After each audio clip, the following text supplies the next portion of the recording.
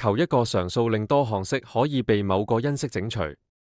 Find a constant such that the polynomial is divisible by a given factor。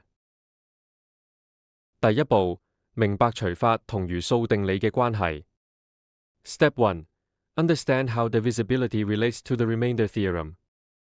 如果一個多項式可以被某個因式整除，代入根之後結果會係零。If a polynomial is divisible by a factor, substituting the root gives 0。第二步，將根代入多項式。Step 2. Substitute the root into the polynomial。因為 x 加3係因式，根係負3，所以代入 x 等於負3。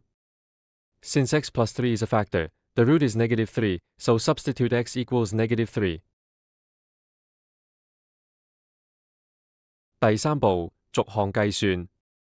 Step 3. Calculate each term step by step。第四步，合併所有項並簡化。Step 4. Combine all terms and simplify。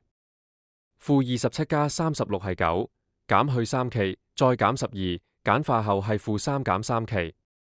Negative 27 plus 36 is 9, minus 3k, then minus 12, simplifies to negative 3 minus 3k。第五步，設多項式等於0並解出常數。Step 5. Set the polynomial equal to 0 and solve for the constant。負3減3k等於0，而項後負3k等於3，除以負3，k 等於負1。Negative 3 minus 3k equals 0。Move terms so negative 3k equals 3, divide by negative 3, k equals negative 1。得出最終答案。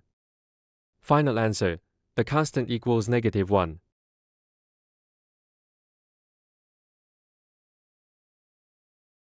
多謝收睇，歡迎留言同訂閱以獲取更多內容。Thank you for watching. Please comment and subscribe for more content.